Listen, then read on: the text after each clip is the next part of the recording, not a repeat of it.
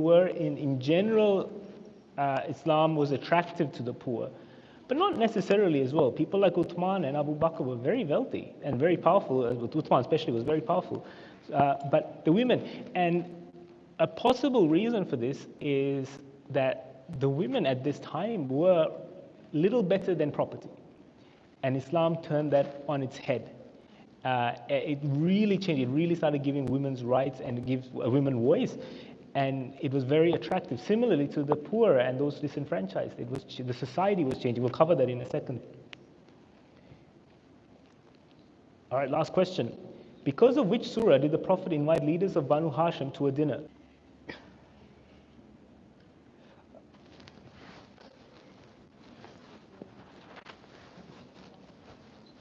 Let me take a quick photo of this.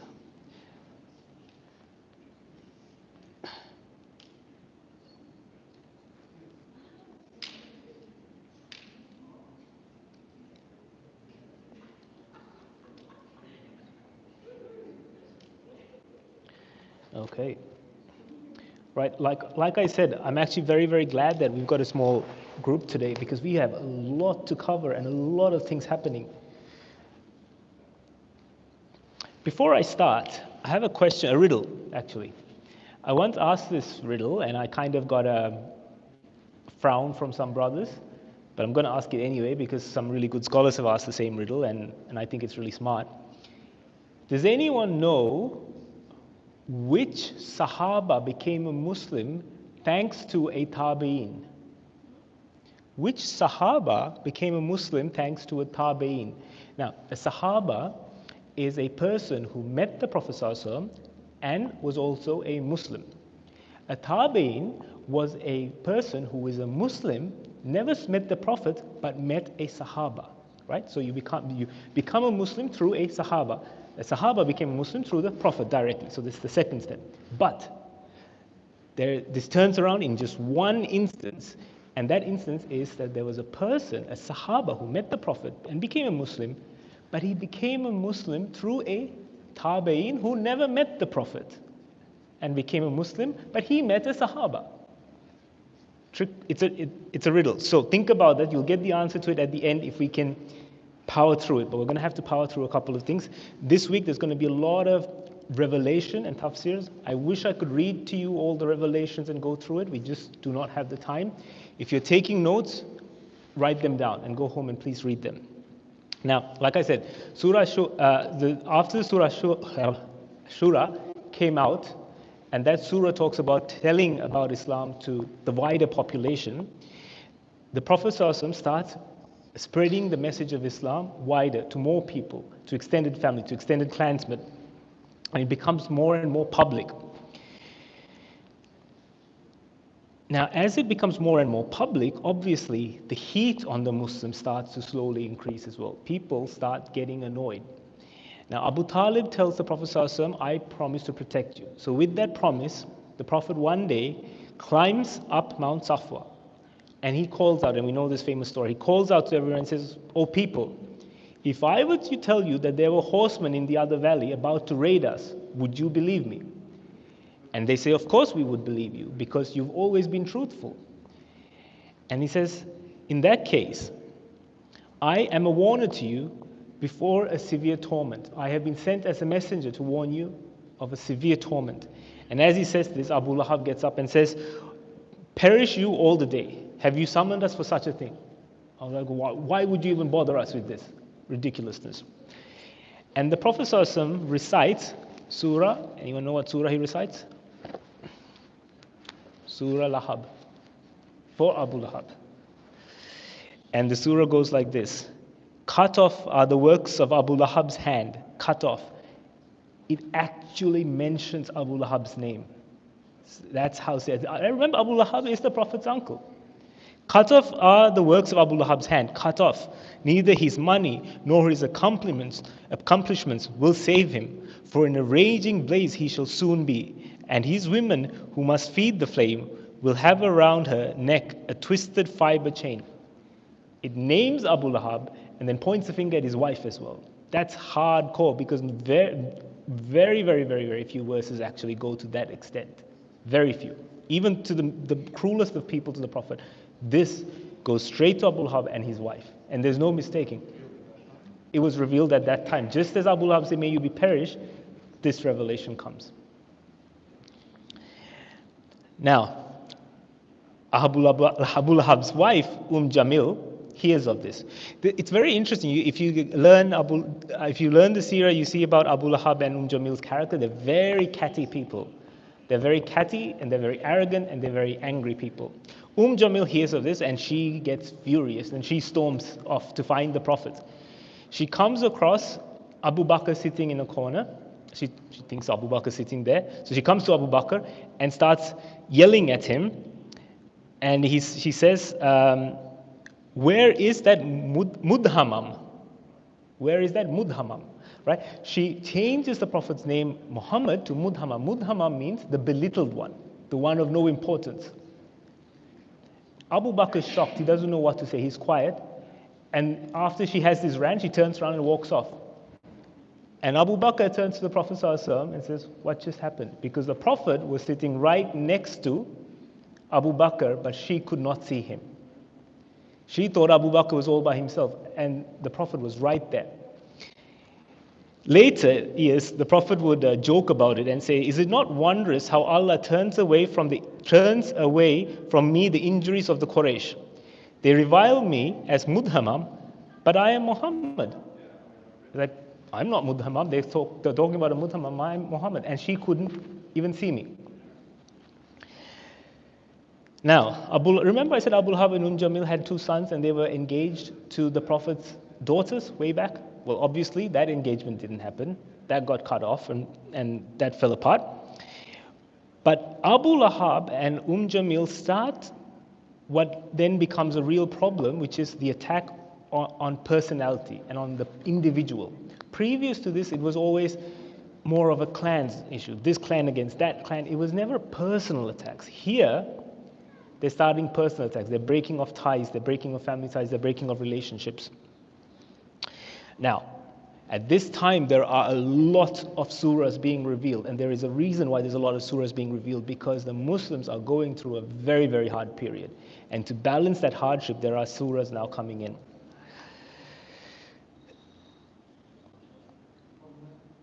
Now, these surahs, it's interesting to know, these surahs were not just to turn pagans away from paganism and into Islam. These surahs were doing a much bigger job. It was changing the social, political, and economic situation of a society. And this is why the Quraysh were getting really upset. We'll touch on that in a second some more. So a couple of things that we're trying to cover this today, if we can, because there's a lot. The public preaching, early surahs, splitting of the moon, and then some more early surahs, prophets reprimand, Meccans become Muslim, ? We'll deal with that. And Abyssinia and Negus, and I really want to get to that because that is my favorite part of the seerah actually. All right, so we'll get to that in a second. Now, while these hardships, while these persecutions were happening, the Prophet ﷺ wasn't completely by himself. I'm sorry if you can't really see that, but that's a list of all the people that were supporting him. They were there, so there were some notables amongst that. A lot of them were his family members, and a lot of them were women. And if you want, I can later show you a closer picture of the slide about the relationship and the details about that individual. Now, in these early days, the Muslims were praying somewhere where no one can see them, either in their houses or in their yards, or they would go out into the desert if they have to pray in Jamaat. One day, a group of them were praying in Jamaat, and the Meccans happened to stumble across them. And they start abusing them and throwing insults at them and starts pushing them. And one thing leads to another, and Sa'd ibn Abi Waqqas falls, and he finds a jawbone of a sheep. He grabs it and swings it, and it hits the Meccan. This is the first time blood has been shed because of this change in Mecca. This is big. Previous to this, it was sticks and stones may break my bones, but words can never hurt me. Now things are getting physical. And we'll see very, very soon how things completely spiral off in a very short period, within a matter of 2 to 3 years. So we're talking about year 4 now after Revelation. In the time of year 4, well, year 3 to year 5, things get really heated very, very quickly. Now, despite physical attacks starting to happen on Muslims, the Muslims do not retaliate because they remind themselves of Surah Al-Muzammil and Surah Tariq. And where though the faithless continue to plot schemes, I'm making a plan as well. So give the faithless some time and leave them alone. So they remind themselves, and they go. What's the word? What's the word that Gandhi was? Where you don't react in aggression. Non-violence, but there's a word for it. Anyway. So Muslims at this time, there is no confrontation. If you get slapped, you get slapped and you walk away at this time. Now the Meccans have tried ridiculing, they've tried hitting and physical violence. Now they try a different tactic. Now this particular part that I'm going to talk to you about, there is two versions actually.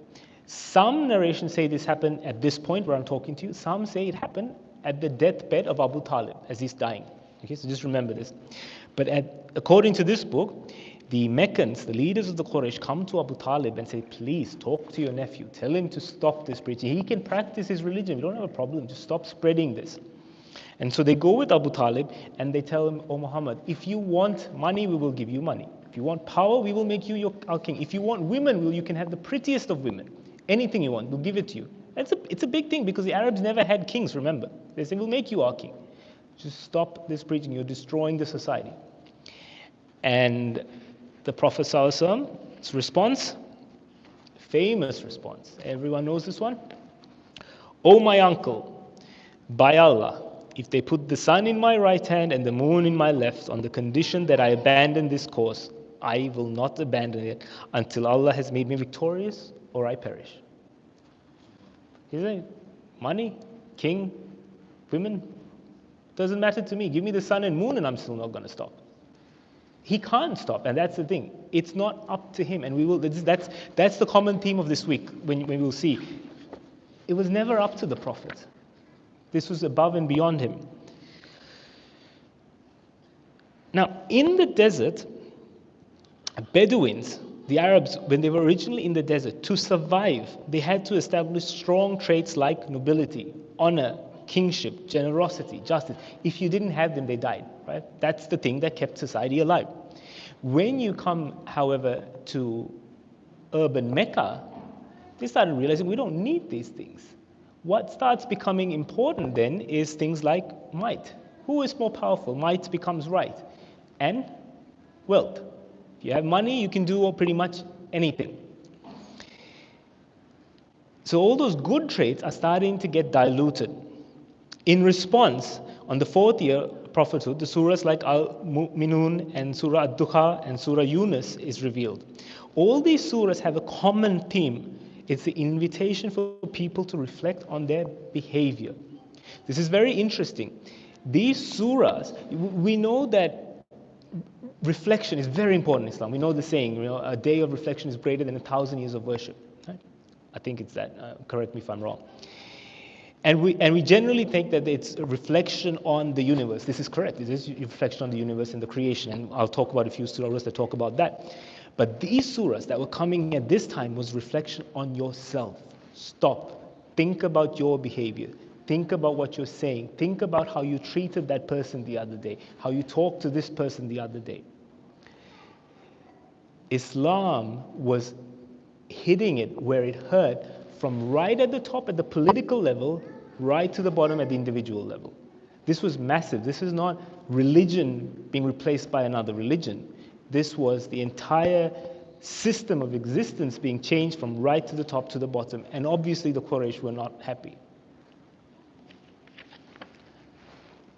So the Quraysh then, they go from ridicule to bribery to violence, and now they're like, we need a new tactic. What are we going to do? Prove it.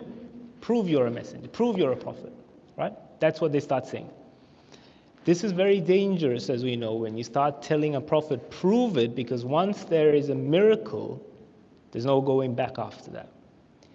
And they keep pushing, and the prophet kept saying, the Quran is the miracle, but they keep saying, no, we want something bigger, we want something better, bring an angel down, do something.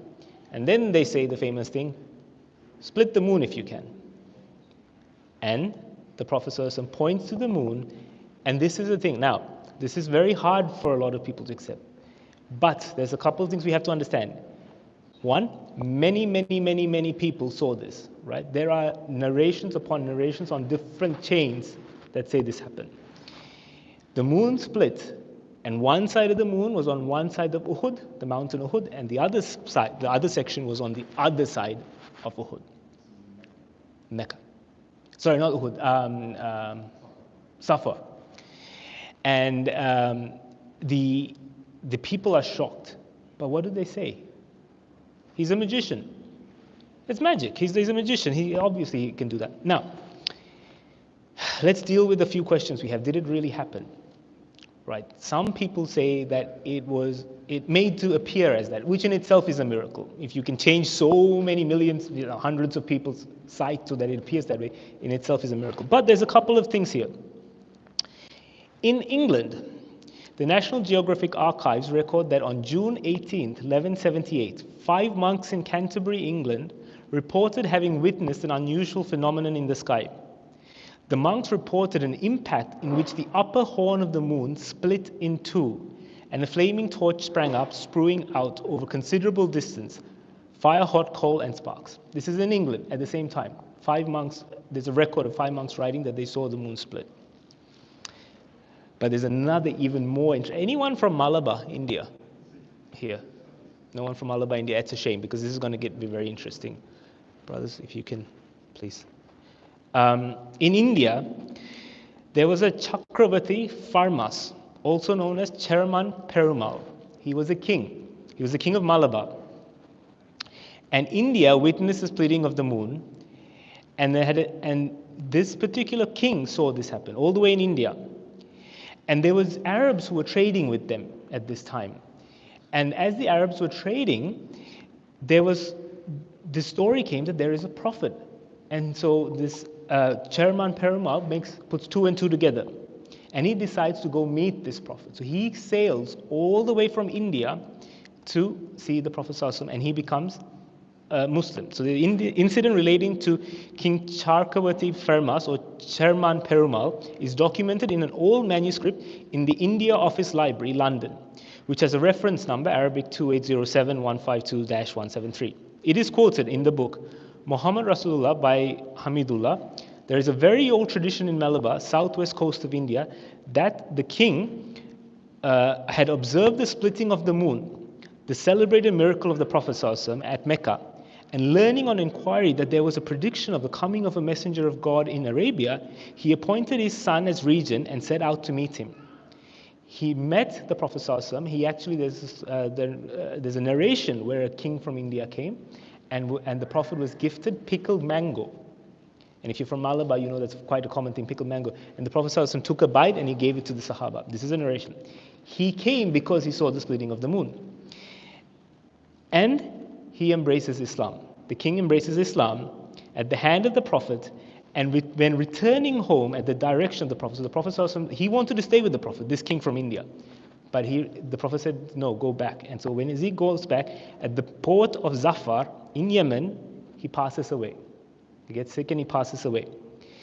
That tomb of the Indian king has been visited and is still there to be visited by many people. Many people consider him a saint.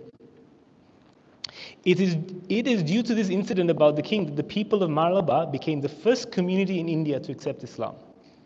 Subsequently, they increased their trade with the Arabs as the Arab ships used to pass by their shores on their way to China before the advent of the Prophet ﷺ. Right? So, historical facts. There are 2 historical evidences of the moon splitting. The other thing, oh no, where is it? Oh, sorry. I had a picture of a crack on the moon. Unfortunately, I forgot to put it here.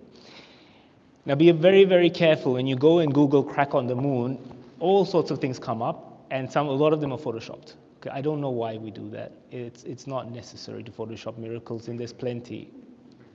Yeah, I don't know why. But anyway, there is. But there is actually a proper one. If you search properly, there is a proper one where you see a trench that goes through the moon, across the moon. Now, again, I am not one to say if this actually physically happened or if it was made to appear so, because there are some people who say it was appeared so. But That's where we were. What we do know is that everyone there saw it. And people internationally saw it. So, the Meccans have tried bribery. They have tried violence. They have tried demanding miracles. None of that has worked. Now they think, all right, he wants to talk theology. Let's talk theology. Let's fight fire with fire. And they know that Islam has a lot of common traits with Judaism. So he said, let's go send someone to Yemen and let's ask one of the Jewish rabbis there a way to disprove this guy. Let's find a way to say that he's not a prophet.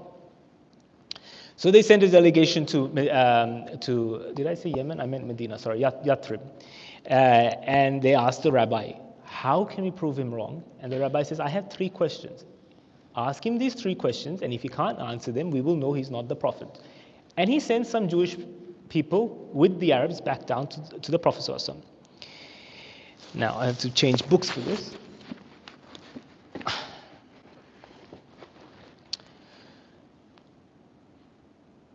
Now, the questions that these Jewish people came to the Prophet ﷺ and asked were this. Question him about 3 things, wherein we will be able to instruct you. And they ask him of some young men who left their folk in the days of old, how it was with them, for theirs is a tale of wonder. Ask him about the young men who left their people. What is that story? Does he know that story? Right? So if he doesn't know the story, he's not a prophet. Second, ask him the tidings of a far traveler who reached the ends of the earth in the east and the west. What's the story of the person, the traveler who reaches the ends of the east and the west? And the third question, ask him of the spirit, what it is. If he tells you these things, then follow him, for he is a prophet. So they come to the Prophet ﷺ and they ask him these questions. The Prophet says, go back, come tomorrow. Right? Go back and come tomorrow. And the Prophet is hoping for revelation. They go back and they come tomorrow. Anyone know what happened? Nothing. There's no revelation. The Prophet ﷺ is stressing. He says, go back and come back again. And they come back, nothing. The Meccans are starting to taunt him. It's like, oh, what? You can't answer these questions? Are you really a prophet? And the Prophet is really, really upset now, really upset. But 2 things happen that were unexpected. The delay caused 2 positive things to happen. One is for all those Meccans who were unsure about the Prophet. They start thinking, well, if he was making this up, he can make up an answer. Why is there a delay? The second thing that happened was for the Muslims. They were like, the revelations are divine. The Prophet has no hand in this. He can't make things up. He's no power on this. And so the delay actually works in the favor of the Muslims, and more people start becoming Muslim, which stresses the Meccans out more. Then finally Jibreel comes and says, the delay happened because you did not say, inshallah.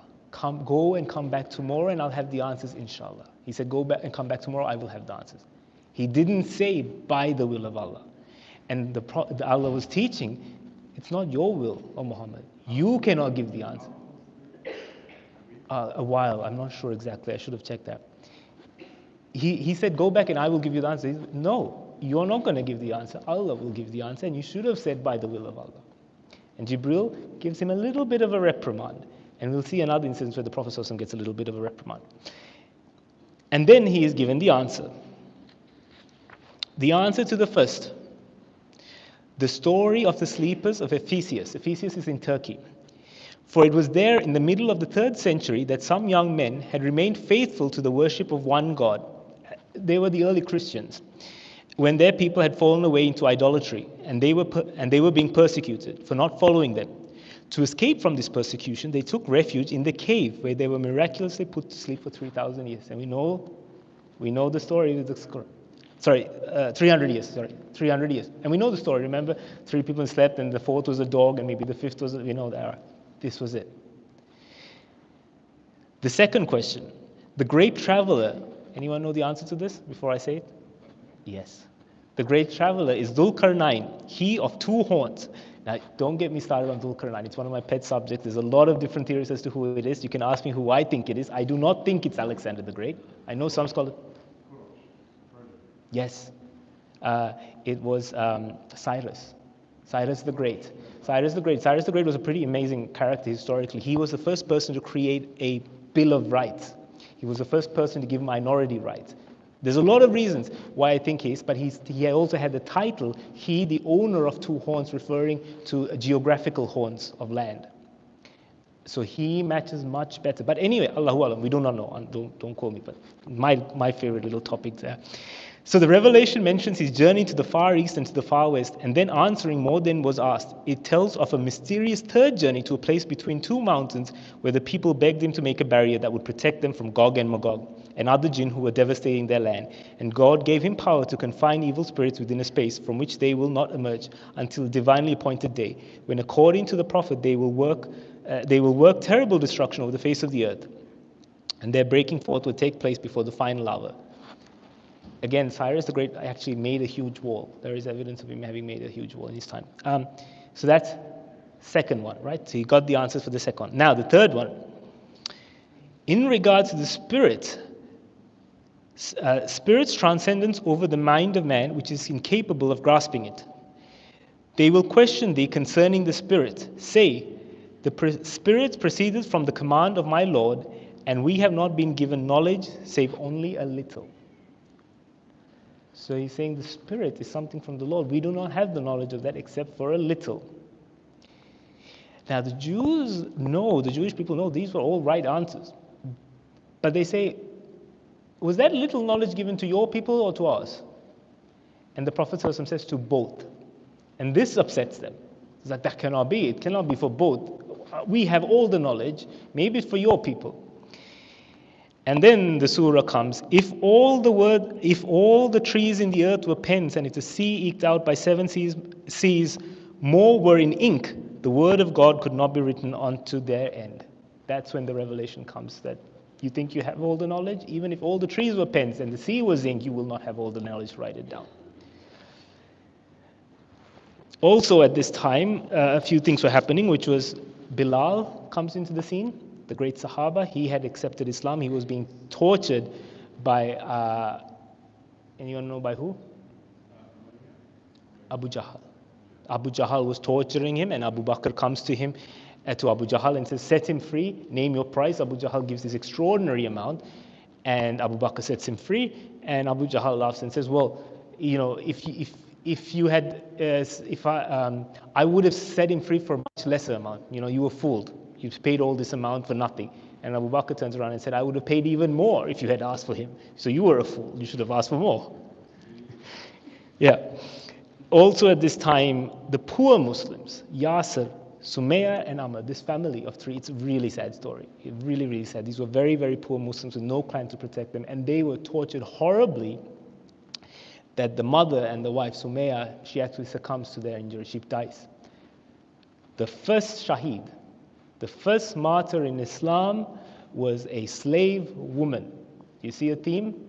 The Prophet ﷺ considered a slave woman as his mother, the first woman to be the Muslim, the first woman to give the sunnah of the salams, and the first martyr was also a woman.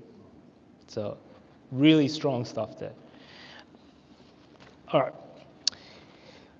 So there's more early surahs coming at this time. So surahs like Surah Al-Ghasiyah, Surah Furqan, Surah Al-Fatiha, Surah Ikhlas. Some of the surahs in its entirety, some were parts of it were revealed.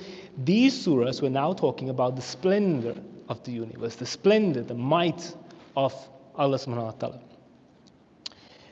And in response also, surahs like Surah Al-Furqan and Surah Al-Isra were talking about things like, these weren't revealed at the time, but they actually addressed some of the things that the Meccans were asking, which were, why wouldn't you have sent an angel? If you wanted us to believe, the Prophet, Allah should have sent an angel, not you, an orphan who we know. And these surahs also address that. I wish I could read them to you, but we'll be here till Fajr if I did. Also at the time, Surah Nuh is revealed. The reason Surah Nuh is revealed, scholars say, is to remind the Prophet that you are not the first prophet to go through this hardship, and your ummah is not the first ummah to go through this hardship. Remember Nuh and the hardships he went. It's to encourage, to say, don't think that you are the only one suffering. There were many prophets before you who suffered the same way. Now, again, like I said, this is a common theme this week, is that do not think that the pressure against the Muslims and the Prophet ﷺ was purely based because of religion. The Meccans were not faithful to their religion. They weren't. They were pagans. Any religion goes. They even had a picture of Mary and Isa in the Kaaba, right? Any religion, more the merrier, more wealth for us. What really got to them was that Islam was hitting them where it hurt. Where was it? Their pocket. Islam was hitting their pocket because two things. Mecca was based on two primary sources. One was trade, the second was the pilgrimage. Islam was tearing down the pilgrimage by saying all these idols, all these gods are not useful. Do not come on pilgrimage. What's the point to these idols? The second was that all the people that the Arabs were trading were worshipping these idols. So they're worried they're going to get offended and our trade's going to go down. This was a real problem. The other thing was, it was hitting them in their social status. It was saying that women are the same as men in knowledge and ability to do things. And status.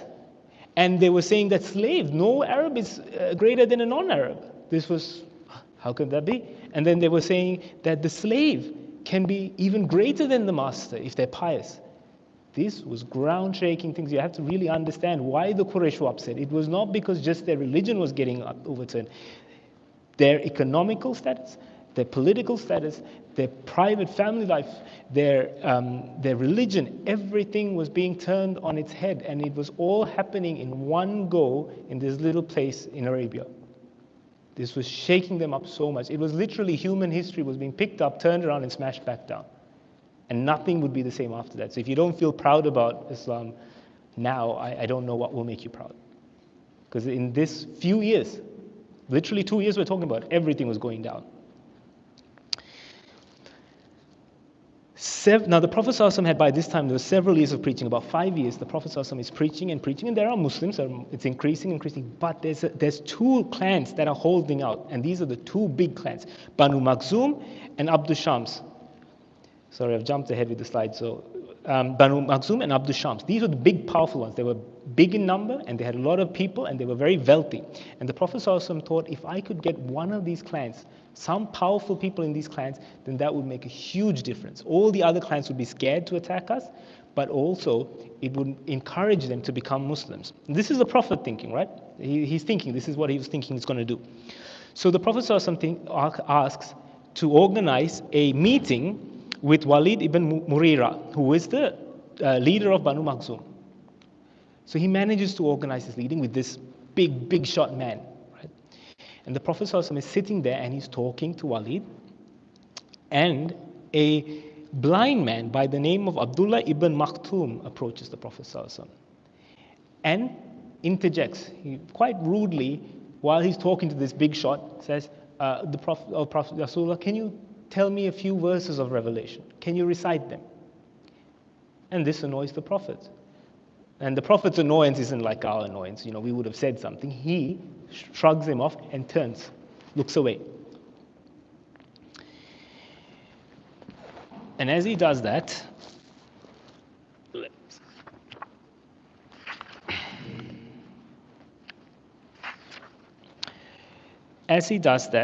Surah Abasa comes out.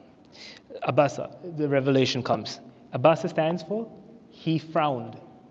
The meaning of Abasa is he frowned. And it goes like this. Muhammad frowned and turned away when the blind man came and interrupted his preaching. But for all you knew, he could have grown in purity or received a useful reminder. The one who thought he needed nothing was the one to whom you gave your full attention, though he wasn't your responsibility.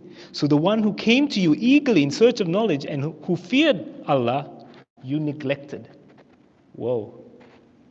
You should get goosebumps. A verse comes saying that to the Prophet. That's a reprimand, if anything. And if there was ever a time you wondered, was the Prophet making this up? I think this surah on its own would explain that. You would, if you were making it up, not in a million years would you come up with something like that. The Muslims were seeing the Prophet as, he says it's right, and it is true. Whatever he says is right. He is infallible. But suddenly the Muslims are hearing for the first time that Allah is saying, you're also a man, and you've just made a mistake, and you turned away from someone I loved. Sorry? It was a mistake. It was a mistake. No, it wasn't a sin. No, it wasn't a sin. Of course not. It was not a sin. It was a reprimand. It was a mistake. And in that is teaching as well. So he's still infallible. It's still infallible. However, it was a reprimand for the Prophet, but for the Muslims as well to suddenly understand, he is not Allah. If you ever thought of that, it's like he is a man, 100%. We're not going to make the same mistake as the Christians did. Yes. So, ironically, I'm going to read this. Ironically, Walid never converts to Islam, while the blind man, Abdullah ibn Maktoum, becomes a major asset to the Prophet. Several years later, Abdullah will remain in Medina and lead the congregational prayer in the Prophet's mosque, while the Prophet marches out to fight Walid's nephew, Abu Jahl at Badr. What a lesson. Who you think is important may not be important. Never judge a book by its cover. And that was a massive lesson to the Prophet, a massive lesson to the Muslims, and a massive lesson to us. When you think giving status and power and attention to people, politicians, diplomats, whoever, great, you have to live in this society. But keep this in mind as to who you sideline when you're doing that in the process, because you might be sidelining someone that Allah holds very dear.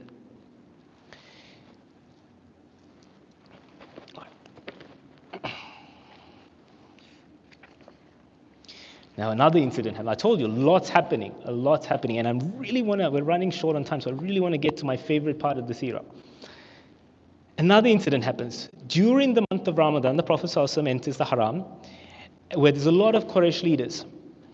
And there, he starts reciting Surah Najm from verses 56 to 62. Okay, I'm not going to get into this, but if you know the Quran, Surah Najm is the one where it ends with, and with bow down and prostration before Allah and serve Him, right? Yeah, sajda. Now, when he recites Surah Najm, I wish I could recite it because it was so beautiful and it was so heart-wrenching that the Quraysh are stunned. They're listening to, they can't move. All these people who hate the Prophet ﷺ. And he says, and bow down in prostration, and the Prophet ﷺ falls and prostrates. What happens? All of them there, people who hate the Prophet, who insults Islam, all fall down and prostrate. And then a rumor spreads, the Meccans have become Muslims. They've prostrated. They're all Muslims. Now, I have heard, and I didn't come across this book because the chronology of orders is different, but in another book I read that it was because of this rumor that those who went to Abyssinia, who was taking refuge in Abyssinia, some of them actually came back because they heard the Meccans had become Muslim. But there is another view that wasn't the case. They didn't come back. What there's a reference to is a second exodus. So it happened in two times. One group went, and then a second group went. There's a lot of unknowns in that among scholars. Anyway, so this rumor spreads, and those people who now prostrated are freaking out. No, we're not Muslims. We didn't do that. And so they start to make up a story, and they say, no, we thought that the Prophet ﷺ said to prostrate to Allah and Al-Uzza, that he's finally accepted. And so when he prostrated at the Kaaba, we prostrated with him because he thought we're prostrating Allah and Al-Uzza. And Surah Najm verse 19 to 23 then talks about it, and where he completely dismisses Allah and Al-Uzza and says these are nothing, they're just names, they're just stones. Really, if you read that, it completely puts the idols to the ground, and it's worse than dirt. If you even think that Islam will have a little bit of respect for these people, you read those verses and it's gone. Now, while all this is happening, the pressure is getting more and more and more, and it's getting really difficult for the Muslims. In the 5th year, Surah Az-Zumar is revealed. Now, before I get to this, because I really like this and I want to do it justice, does anyone have any questions? No, everything's good? Okay. Surah Az-Zumar is revealed. And Az-Zumar hints to the possibility of emigration on religious asylum. And the Prophet ﷺ, based on this, gives permission for the Muslims to leave. Not only gives permission, he says, there is a righteous ruler and a king in Abyssinia, and in the Abyssinian language, king means Negus. So Najashi, Negus, is not his name. That was his title, king, right? His name, historically, most people say, was a man by the name of Ashama. Negus Ashama.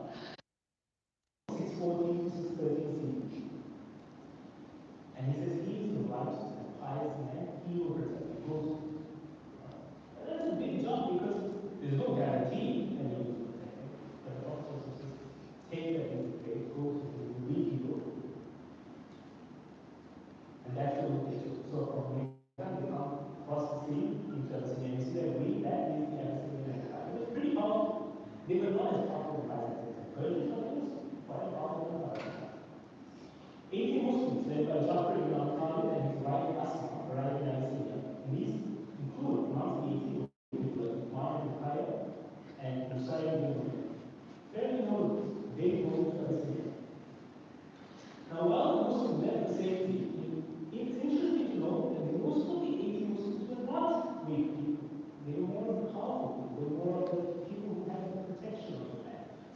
it daily. And then the poor, people like Lazarus and Seerah and others, why not daily as a majority of the people? You don't know. Cost of travel? Not so much. To establish a community, they need to establish a community in this. Not quite either. A lot of scholars say the reason the Prophet was actually worried on the whole out war. If the weaker being able to attack the Palestinian people, it was bad, obviously bad. The Prophet was very upset about it. But if any of these big ones, Uthman, was tortured, if people got so carried away that one of these people were attacked, civil war. And the Prophet did not want civil war to happen. It was not the time for something to break out. The scholars say this might be the reason why no one was actually sent off to prevent the war. Maybe, I don't know. Now, the Quraysh are not having any of this.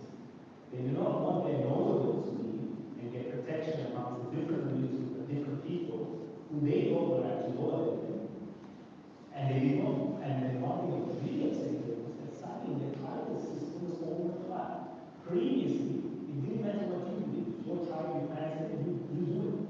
But suddenly, these people, they were not all from the same tribe, or the clan. But the only thing that united them was Islam. And they left their tribe. They don't care. And this was a real blow to them. Because remember I said the political system can change up. And they were not happy. And they were also scared that Islam would go international. What if they go and start telling the Palestinians become Muslims? What if the Negroes become Muslims? They're powerful, they're right now also. We're in big trouble there. So they sent a person to go and retrieve. Anyone know who that person is? Amr ibn al-As was very intelligent, very intelligent, very young. If you think of the lawyer, if Amr, I think if he was in the army, he would be a lawyer. He'd be pretty fast. He comes and he said, and the other Islam is very unique. So he said to Negus and says, go to him, try to let Negus send them back, captivate, bring them back to us. So Amr goes to Palestine and he drives to Jericho. He manages to take over to Negus and he moves to the United States. The United States is not there. The Arabs are the primary source of the Palestine. So they do the best for the people. And he puts it before Negus. He says, okay, now go to Sunnis and Negus accepts it. It's not very good. And Amr says that there is no fugitives in your land. They have caused a lot of problems for us.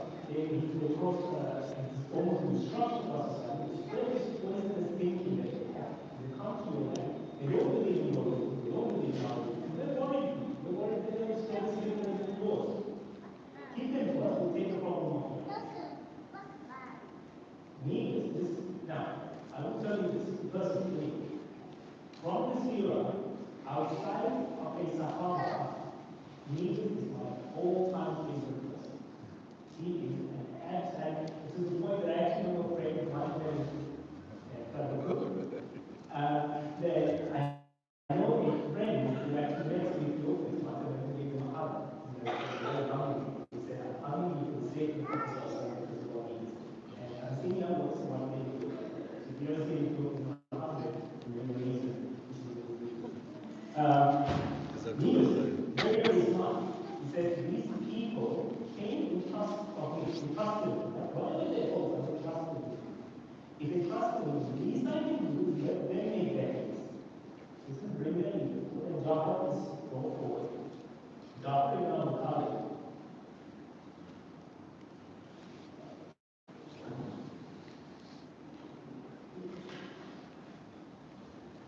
says this, okay, so he said, tell me about what's happening. He said, tell me what's happening. Why are these people out? Why are they places? Okay, we were ignorant. We worship idols, make meat of their crops. We were accustomed to rude behavior, to severing the ties of kinship, neglecting our neighbors, and the strong amongst us consume the weak. This is how we were. But then Allah sent the messenger.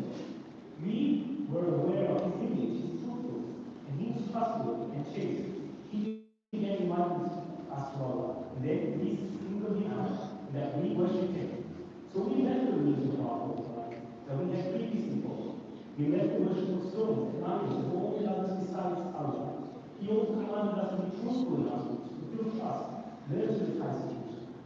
to our neighbor and to refrain from doing what unlawful. He forbade us from rude behavior, from bad speech, from consuming the orphan's wealth, and from slandering the chaste woman. He commanded that we worship Allah alone without associating anything with Him. He commanded us to perform prayer, give charity, and fast. So we trusted Him, and we believed in Him, and followed the religion of Allah that He delivered. We began to worship Allah alone, and we did not associate anything with Him. And we began prohibiting what He made unlawful for us, as well as allowing what He made lawful for us. For this our people rose in their enemies against us, punishing us, torturing us, to get us to leave our religion and to return to worshiping idols instead of worshiping Allah. And they expected us to consider all of the filthy things lawful as we previously did. So when they overpowered us and oppressed us and mistreated us, when they came between us and our religion, then we came to your land. We chose you over others besides you, desiring to be your neighbor and hoping that you, O King, will not wrong us. I would say our American is next to each other. The reason I like this part is, for me, this is a lawyer against a lawyer for a judge. And you will see this battle of words that I'm going to play out. You couldn't love it, that's amazing. Jafar had no preparation. He spoke before this king who literally killed him, and he gives that on the spot. He promised that he will tell the truth no matter what. Correct. Yeah. That's the other thing. Jafar said that I will be telling the truth, and some scholars say, you know, he couldn't say it. But he said, I will tell the truth no matter what, and he said that. Negus is very impressive. And Negus said, okay, tell me something about this revelation that's coming. And you see the intelligence of Jafar. He decides. Why? Christian. He's a Christian. Negus, as he has very strongly, even to this day, he told me all the Australians, he's very strong in himself. Negus is very strong. He decides to go marry. And Jafar decides to go marry. And as he finishes, the notes up, Negus is crying. Negus and the bishops and the people in the court are crying, literally crying. And Negus, when he's managed to control himself and stop crying, he looks, this is depending on which narration, some narrations have it on board, he points to two beams of light that come through the window. And he says, your religion and my religion are like two beams of light. They're two different beams, but they have the same source. And then he draws a line on the ground and says, and says, the difference between us and you is no bigger than this small light. He turns to Allah and says, by Allah, I will not ever release them to you. I will protect them and will stay in my land. And he gives the gifts back, all the land, everything back to Allah. Go back to the they're not coming. I get sometimes invited in Christmas, by some churches in the talk. Any talk, any I always give this story. Because it's an amazing story of how a Christian king protected and Allah will preserve Islam at this critical time. Not only did he do that, we get to the Al-Ahmad, he actually expressed true Christianity as Christians have mission. And he also was on how Christians can actually treat refugees, how people come to refugees, essentially. He might be able to be a model for society. Anyway, now, Negus says this, and says, I'm not that. Even Shan, talk about the first week. I said, if you don't remember anything, remember this thing, even Shan. It's a personal document in the Seerah. He is the first scholar to not document, but to compile into one book, one Seerah of Ibn Shan. He is the first singular Seerah of Ibn Shan. Ibn Shan says that this was the greatest became a Muslim. There is evidence. Now, get to the second one. Now, while this happened, and Jafar said, and understand happened, rumors spread amongst the Syria. Oh my goodness, our king has left our religion. He has become Muslim.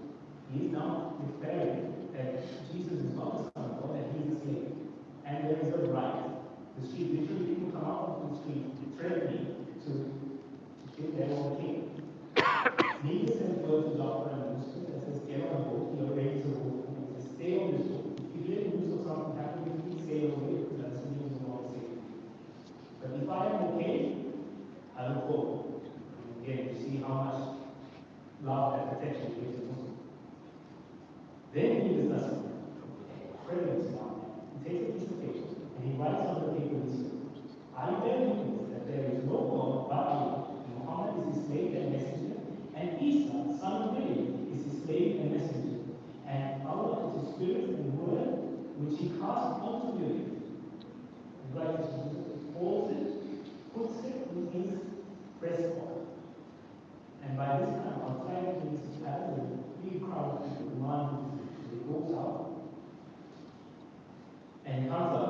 and says, "Oh people, you have a problem with me. What is your problem?" And they say, "We have heard rumors that you say that Isa is not a son of God, and you are not fit to be king."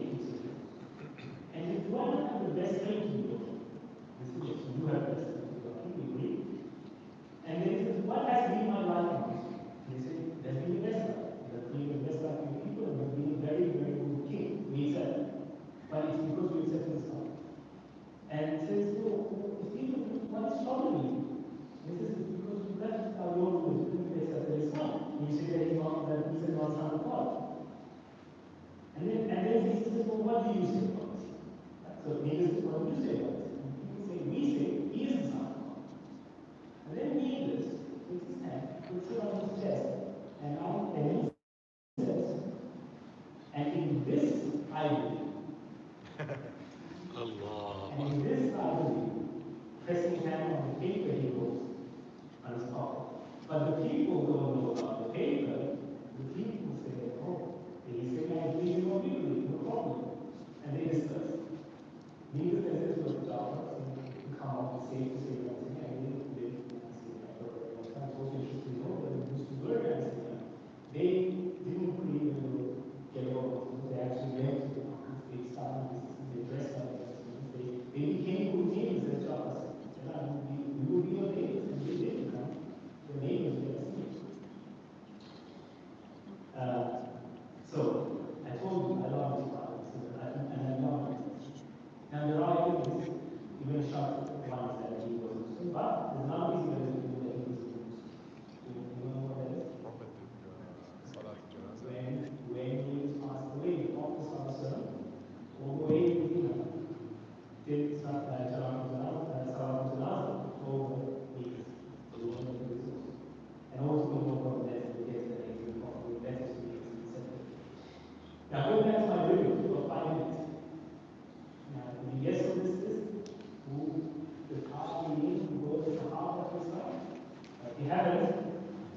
I will read to you from the words of Muhammad ibn Ras. Someone commented on YouTube. It was a Najashi. It is Najashi is the title of this king. Oh yeah, that's right. Yes, you're right. It was needed. Needed was the Tabi'in. Needed was the Tabi'in because he never met the Prophet, ever. But the Sahaba who met the Prophet, Amr ibn Ras, became Muslim because of needed. Now, I'll tell you the story really quickly. Amr says in these words, "When we came away from the battle of the trench, I gathered together some men who shared my opinion and listened. And I said, you know by Allah, that it is my opinion, this affair that Muhammad will go extraordinary lengths. I'm thinking of something, and I would like to know what you do." And they said, "Well, what are you thinking of?" He said, "I think we should go to the leaders and stay with him. If Muhammad